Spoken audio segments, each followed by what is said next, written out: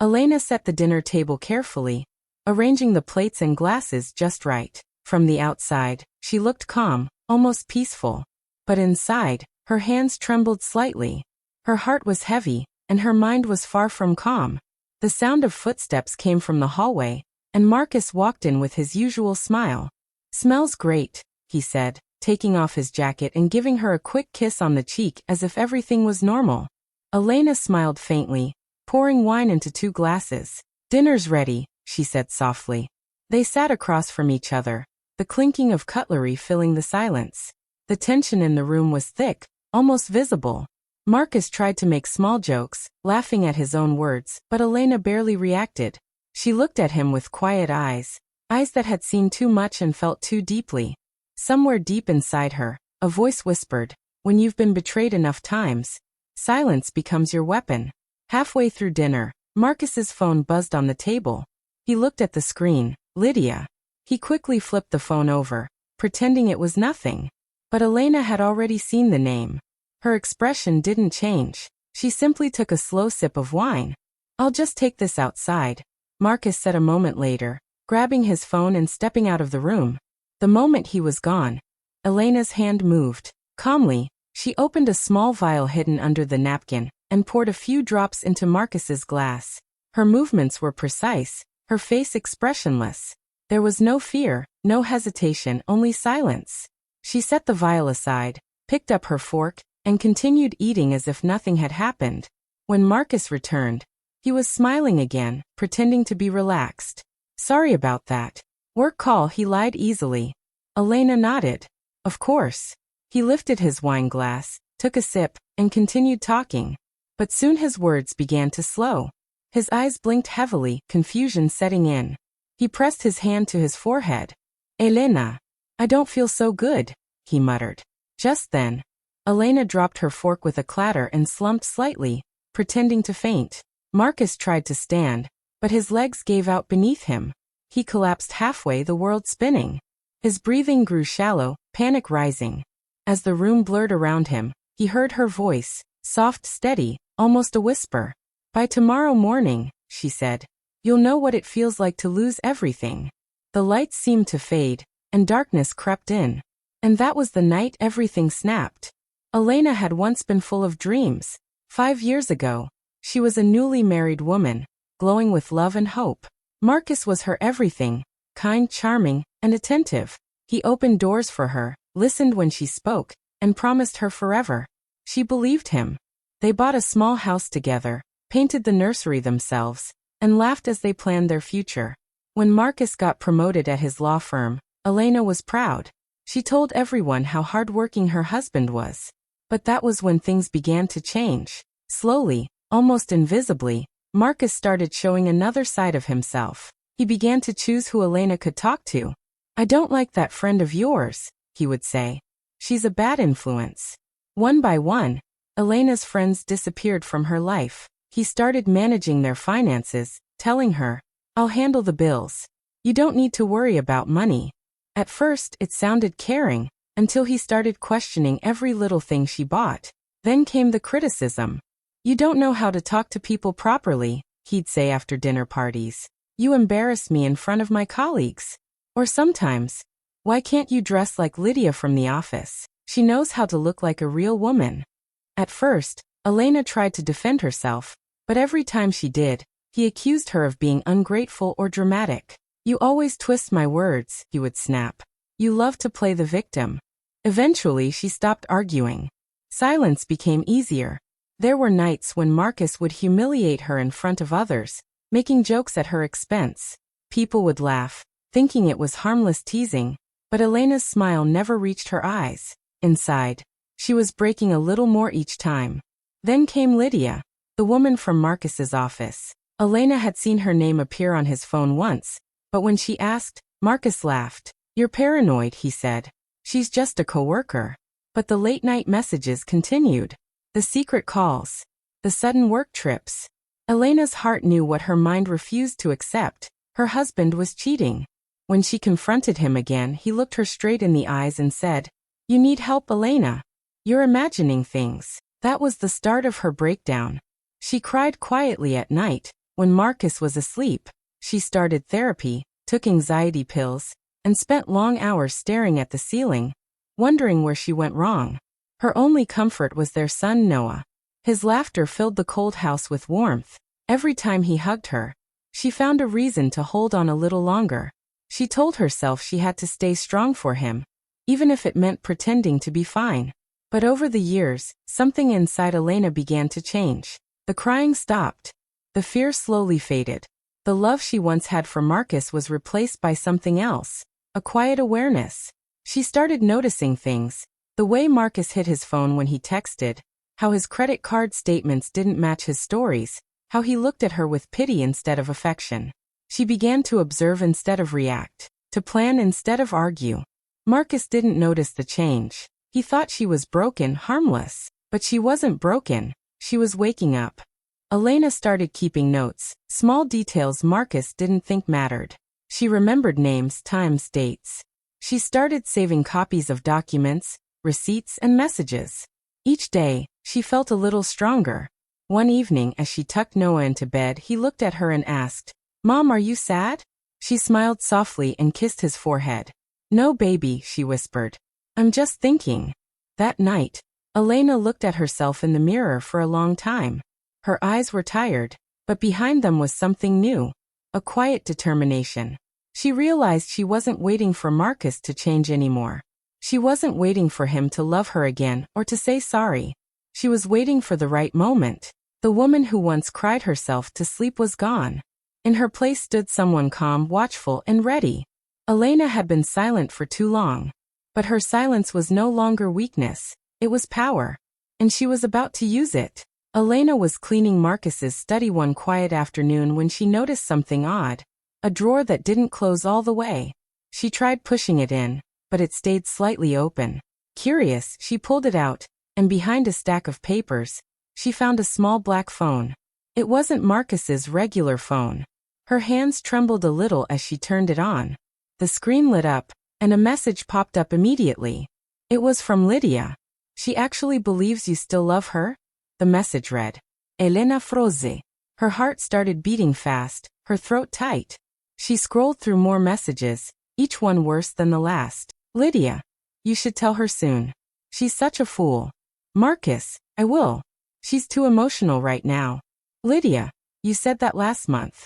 Don't tell me you're starting to feel sorry for her." "Marcus, no. I just need time. Once Noah's custody is settled, she'll be out of the way."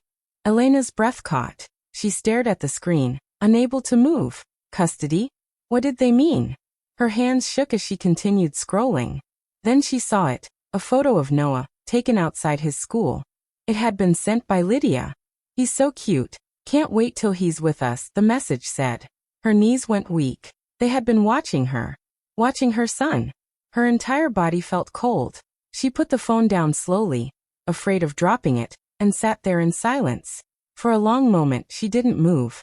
She just stared into nothing, hearing only the sound of her own heartbeat. That evening, Marcus came home cheerful, humming as he loosened his tie. "Hey, dinner ready?" he asked. Elena forced a small smile. Almost. She watched him as he moved around the kitchen, acting like everything was normal. Inside, her mind was spinning. She wanted to scream, to throw the phone at him, to ask how he could plan to take her child away. But she didn't. Instead, she spoke calmly. "You were at work all day?" Marcus glanced at her. "Yeah, of course. Where else would I be?" "I was cleaning your study," she said softly. "You should really organize your things. There's so much clutter." He looked at her for a moment, then smiled, a strange, tight smile. "You shouldn't be snooping around my office, Elena."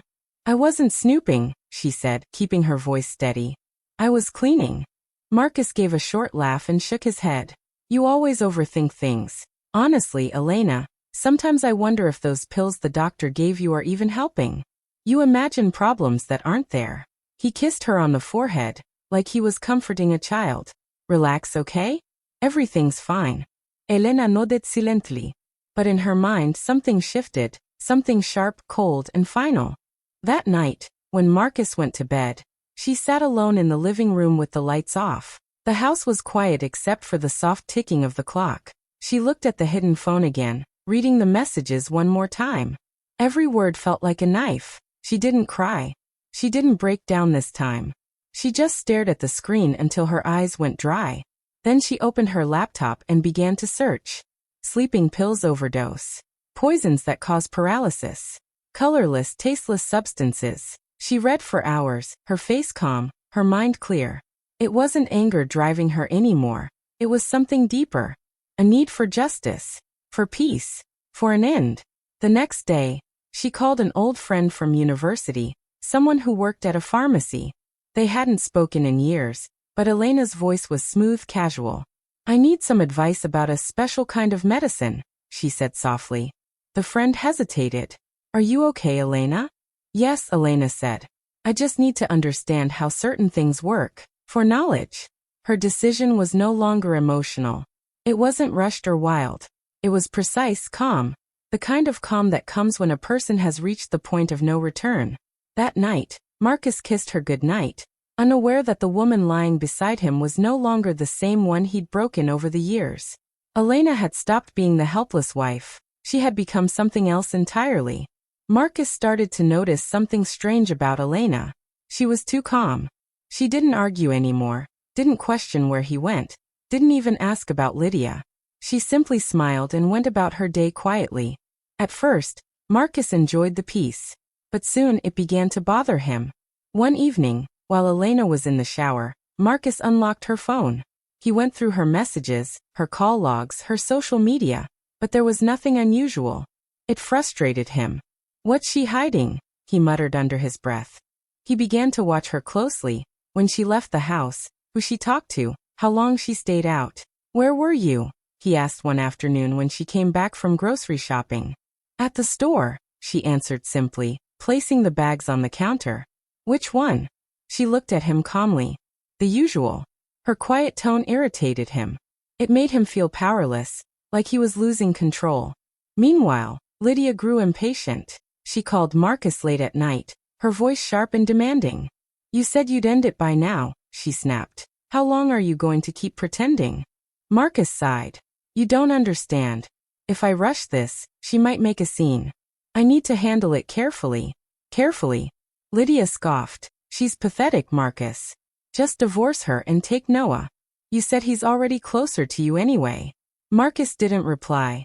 He just rubbed his forehead, feeling the pressure closing in. What he didn't know was that Elena was listening. She stood quietly by the kitchen doorway, her heart pounding but her face blank. Later that night, when Marcus was asleep, she took his phone, connected it to her laptop, and copied his messages. She saved everything, the texts, the emails, even his hidden photos with Lydia. During the day, Elena played her role perfectly. She cooked, cleaned, smiled when neighbors visited, and spoke softly when Marcus was around. But at night, after Noah was asleep, she became someone else, focused, calculating. She began recording their conversations secretly, especially when Marcus shouted or insulted her. She also went through his files in the study, finding documents that showed he had stolen money from his firm. Every piece of paper became part of her plan. One evening, Noah walked into the kitchen and found her sitting at the table, staring at a folder full of documents. "Mom, are you okay?" he asked softly. Elena quickly closed the folder and smiled. "Of course, sweetheart. Just a little tired." He frowned. "Then why do I hear you crying at night?" Her heart broke a little. She hugged him tightly. "Don't worry about Mommy, okay? Everything will be fine soon." After Noah went to bed, Elena sat in the dark thinking. Her heart felt heavy. For a moment, she wondered if she was going too far. Maybe she should stop. Maybe she could just take Noah and leave quietly. The next day, while cleaning Noah's room, she found one of his drawings on the floor. It showed their family, her, Marcus, and Noah holding hands under a bright sun. On the top he had written in crooked letters, "My happy family." Tears filled her eyes. That picture made her pause. Maybe she could forgive. Maybe for Noah's sake she could walk away peacefully. That night, when Marcus came home, she tried to speak softly to him. "Marcus, maybe we can talk. About us. About Noah." He gave her a cold look. "There's nothing to talk about. Please," she whispered. "I just want peace." But instead of listening, Marcus grew angry. "Peace. You mean you want pity? You ruined everything, Elena. You turned into a weak, useless woman. She tried to stay calm, but her eyes filled with tears. All I ever did was love you. Marcus's face twisted with rage.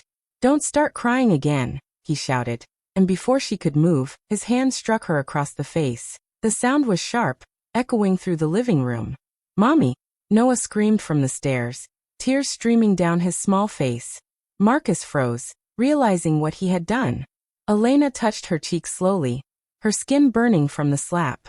She looked at Noah, terrified, shaking, and then back at Marcus, whose anger had turned to silence. In that moment, something inside her hardened completely. She didn't cry. She didn't shout. She simply picked Noah up, held him close and said softly, "It's okay, baby. Go to your room." Noah obeyed, still crying. When the house grew quiet again, Elena turned toward Marcus. Her voice was calm, almost emotionless. "That was the last time you'll ever hurt me," she said. Marcus sneered. "Don't threaten me, Elena." She didn't reply. She simply turned away and walked to the kitchen, her face blank but her eyes cold. That night, she took out her notebook, the one where she had written everything down. She opened the last page and drew a single line under her notes. Then slowly she wrote, "The plan moves forward." From that night on, Elena's heart felt nothing. No fear. No guilt. Only purpose. Marcus thought he was still in control. But the truth was he had already lost, and soon he would find out just how much. The story returns to the dinner night. The table was neatly set, the candles flickered softly, and everything looked calm. Too calm.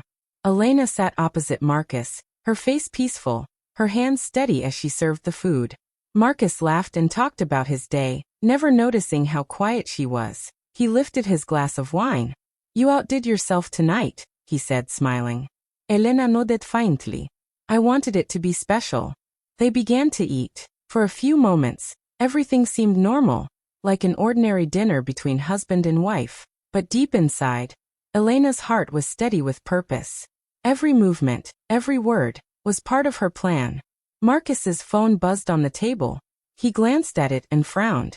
"Work again," he said, flipping it face down. The name Lydia glowed briefly before disappearing. Elena noticed, but her face didn't change. Minutes passed. Marcus took another sip of his wine, and then another. Soon he frowned. "My head feels strange," he murmured, rubbing his temples. "Maybe I'm just tired." Elena looked up, her voice calm. "Maybe you need some rest." But his vision was already blurring. He tried to stand, but his legs felt heavy. "Elena, something's wrong," he said weakly. At that moment, Elena dropped her fork and gasped, pretending to faint. She fell to the floor beside him. Marcus tried to reach her, but his hands were shaking. His breathing grew uneven. "Elena," he whispered, his voice barely audible.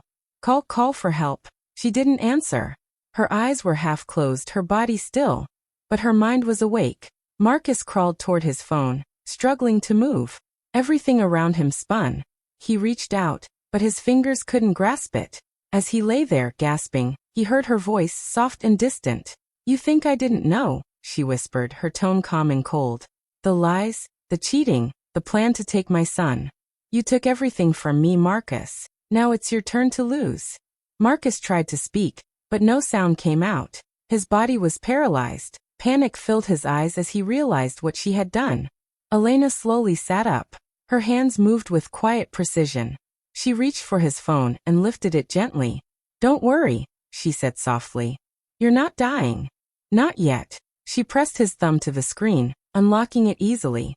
Then she opened his messages, the ones with Lydia, the stolen documents, the photos, and the hidden files from his work computer. One by one, she forwarded everything to the police. Marcus's eyes widened in horror. He could see everything but couldn't move. Elena looked at him, her face expressionless. "You see, Marcus," she whispered, "I don't want to kill you.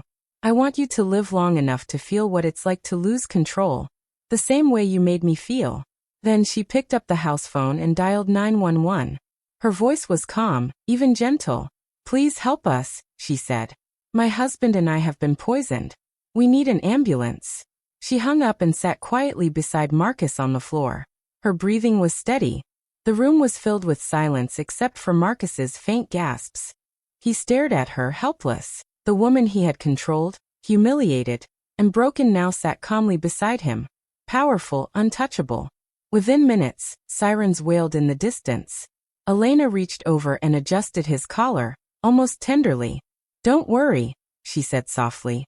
"You'll live." The paramedics arrived quickly. Elena greeted them at the door, her face pale but composed. "We both drank something bad," she explained. "I think it was the wine." They rushed Marcus to a stretcher. His body was stiff, his eyes darting back and forth. He wanted to scream, to expose her, but no words came. As the paramedics lifted him, he saw Elena standing in the doorway. Her hair glowed faintly under the porch light. She looked calm, free. There was no fear, no regret, just quiet strength. Marcus realized the truth too late. She hadn't poisoned him to kill him. She had poisoned him just enough to make him helpless, long enough for her to destroy him completely. As the ambulance doors closed, he locked eyes with her one last time. She gave a small, almost gentle smile. And for the first time, Marcus understood what it felt like to be powerless. Elena stood there for a while after they drove off, breathing in the cool night air. The sky was silent, peaceful. Inside, she felt something she hadn't felt in years, freedom. The storm was finally over. Days later, Marcus was lying in a hospital bed when two police officers walked into the room. He was still weak, barely able to move. "Marcus Bennett," one of them said, "you're under arrest for fraud, embezzlement, and domestic abuse." Marcus's face went pale. "What?" he whispered. But before he could say more, they read him his rights and placed him in handcuffs. The police had received everything. The messages between him and Lydia, the stolen documents from his office, the recordings of his angry outbursts toward Elena. Everything Elena had collected was now in their hands. Lydia, too, was called in for questioning. At first, she tried to protect Marcus, but when she saw how much evidence there was, she broke down. "It was all him," she cried. "He made me do it. He said he'd leave her soon." Her career at the law firm ended overnight. The same people she had mocked Elena in front of now looked at her with disgust. Marcus, once proud and confident, sat in a wheelchair with his head bowed as officers wheeled him out of the hospital. For the first time, he understood what it meant to lose control, to have everything taken from him. Meanwhile, Elena quietly packed her things. She didn't rush. She folded clothes neatly, sorted through old photos, and placed Noah's toys in a box. She didn't want the house anymore. It held too many memories, too much pain. When she left, she didn't look back. A week later, Elena and Noah moved into a small apartment on the edge of town. It wasn't fancy, but it was warm and full of light. There was no shouting, no fear, no secrets, only peace. On their first evening there, Noah helped her unpack the kitchen. "Can we make spaghetti, Mom?" he asked with a grin. Elena smiled softly. "Of course, my love." They cooked together, just like old times. The same dish she had made that night with Marcus. But now, the atmosphere was different. The room was filled with laughter and music. Noah hummed as he stirred the pot, and Elena couldn't help but smile. When dinner was ready, they sat together at the small table. Noah talked about school and his friends, his voice full of excitement. Elena listened, her heart light for the first time in years. After dinner, when Noah went to bed, Elena sat alone by the window. The city lights flickered outside, calm and quiet. She opened a small box and pulled out an old photo, her wedding picture with Marcus. They were both smiling in it, looking young and happy, full of promises that never lasted. She stared at it for a long moment, then whispered softly, "No more pretending." She struck a match and held it to the corner of the photo. The flame caught slowly, curling the edges until their smiling faces disappeared. When it was done, she dropped the ashes into a glass bowl and watched the smoke fade away. There were no tears, no regrets. Just silence, the kind that felt peaceful this time. Elena stood and looked around her small living room. It wasn't much, but it was hers. Every inch of it felt like freedom. In the background, Noah's soft breathing filled the quiet space. She walked to his room, tucked him in, and kissed his forehead. "I love you, baby," she whispered. "I love you too, Mom," he mumbled sleepily. Elena smiled. For the first time in a long time, her heart was calm. The weight she had carried for years was gone. As she turned off the lights and stood by the window, the moonlight touched her face. She closed her eyes and took a deep breath. Her life wasn't perfect, but it was finally hers. And that was enough. Weeks later, a letter arrived for Elena. The handwriting on the envelope was familiar, sharp, neat, and controlled. It was from Marcus. For a long moment, she just stared at it, unsure if she even wanted to open it. Finally, she tore it open and unfolded the paper inside. The words were written in his usual confident tone, though there was a hint of bitterness between the lines. "You didn't have to destroy me," the letter read. "We could have fixed it, Elena. I made mistakes, but you went too far. I hope one day you can forgive yourself for what you've done." Elena's eyes moved slowly across the page. No apology. No acceptance. Just blame like always. She felt nothing but a quiet, tired sigh inside her chest. She folded the letter neatly and carried it to the kitchen sink. She turned on the tap and held the paper under the running water. The ink began to fade, the words breaking apart until they were just smudges. When the last bit of writing disappeared, she let the paper slip down into the drain. The past was gone, washed away just like that. She wiped her hands and walked to the window. Outside, Noah was playing in the small yard, laughing as he chased a ball. The sunlight touched his face, bright and warm. He looked free, innocent, happy. Elena watched him for a long time, her lips curling into a soft, peaceful smile. In her mind, her voice whispered the truth she had finally learned. Sometimes justice doesn't come from the law. It comes from finally choosing yourself. For the first time in years, she felt light. Not angry, not broken, just free. The breeze came through the window, gentle and cool. Elena closed her eyes and breathed deeply, letting the peace settle inside her. The storm of her past was over. And this time, she was finally standing in the sunlight. Ibastías. Two Hearts, thanks so much for watching till the end. If you enjoyed this story, don't forget to like, comment, and subscribe for more amazing stories. See you in the next one. Bye. Waving Hand Sparkles.